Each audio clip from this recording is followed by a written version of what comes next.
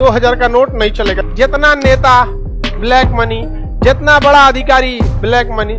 Money and currency में बहुत difference होता है।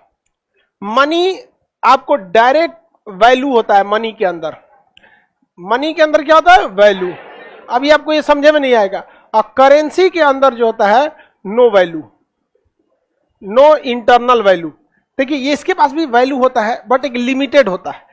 जब तक आपके पास है, इसकी लीगल है तब तक ही। जैसे सोना एक प्रकार का मनी है, उसको चाहे मोदी जी आए चाहे मनमोहन सिंह आए, सोना को बंद नहीं कर सकते। क्या करेंगे? कल से मित्रों सोना नहीं चलेगा, मत चलाइए, धनतेरस में दौड़ेगा नहीं जाएंगे, धनतेरस आने वाला है, उसमें तो सोना खरीदना शुभ होता है।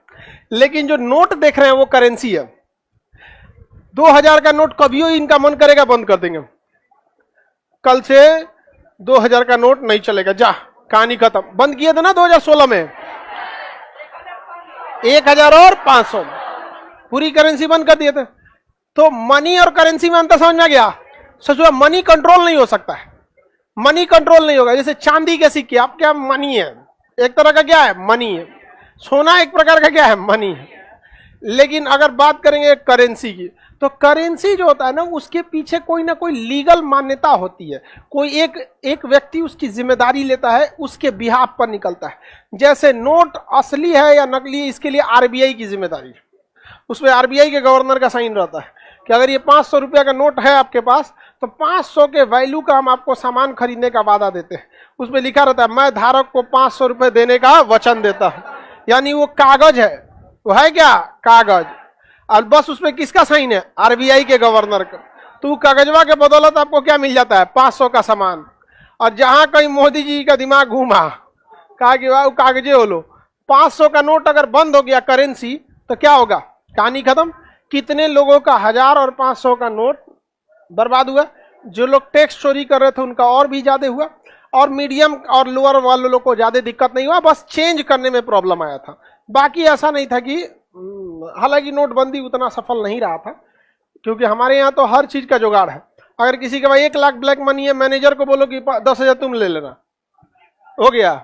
अब टैक्स देगा तो कितना परसेंट? 30%, और उसमें से सरचार्ज और शेष अलग। उससे अच्छा मैनेजर को दे दिया 10%, बचा ले गया कि नहीं बचा ले गया। तो समझिए ध्यान से, करेंसी कंट्रोल्ड होती है और मनी कंट्रोल नहीं होती है। लेकिन मनी की समस्या है कि मनी हर जगह, मनी सीमित होती है। जैसे सोना सीमित है, हीरा सीमित है, चांदी सीमित है। कहां कहां लेके घूमिएगा मनी को? तो आपको मजबूरी में मनी के बदले क्या लेना पड़ता है? करेंसी। मनी के बदले करेंसी। रुपया जो है वो मनी है कि करेंसी है? करेंसी है। अब ये मन बदलेगा, बदल देंगे लोग। हालांकि ऐसा नहीं है, पागलपन नहीं होता है, कुछ सोच समझ के बदलते हैं लोग। तो करेंसी भी 2 टाइप की होती है। करेंसी में सबसे बड़ा का खराबी यही होता है कि ये 100% क्या होती है? कंट्रोल्ड होती है। क्या होती है? कंट्रोल्ड होती है। बताइए हमारी करेंसी को कौन कंट्रोल करता है? आरबीआई। बदलने वगैरह का निर्णय तो लेते हैं प्रधानमंत्री, लेकिन कंट्रोल कौन करता है? आरबीआई। अभी एक मंदी आने वाला है, ब्लैक स्वान। भारत पे कोई फर्क नहीं पड़ेगा। रीजन समझिए क्या, कि भारत की जो करेंसी है, भारत की करेंसी में 2 तरह के पैसा है। एक पैसा जो लोगों के अकाउंट में रखा हुआ है, जिस पर वो टैक्स देते हैं, जिस पर आरबीआई की नजर है, जिस पर वो रेपो रेट लगाता है, रिवर्स रेपो रेट लगाता है, ये सब लगाता है। एक ऐसा पैसा है जो लोग अकाउंट में नहीं रखते, ब्लैक मनी। समझ में आ गया कि नहीं गया?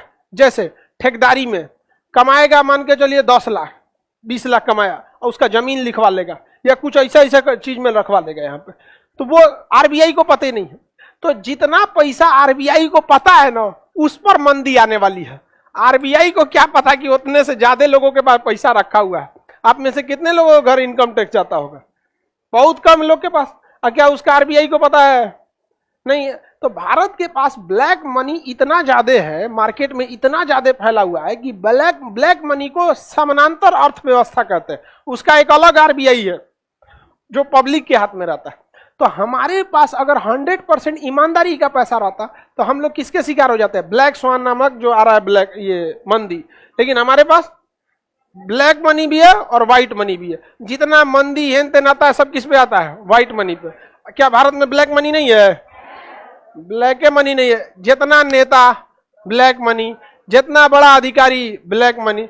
आप बताओ वो अकाउंट में रखेगा तो टैक्स देना पड़ेगा, और टैक्स देगा तो ऑडिट में बताना पड़ेगा कि पैसा कहां से आया, फंस जाएगा, वो फंस जाता है कि नहीं हो जाता। तो पैसा कहां घूमते रहता है, मार्केट में, कुछ उनको दिया है, कुछ उनको दिया। यहाँ मंदी आओ आते रहो, यहाँ पे समानांतर अर्थव्यवस्था का काम करता है।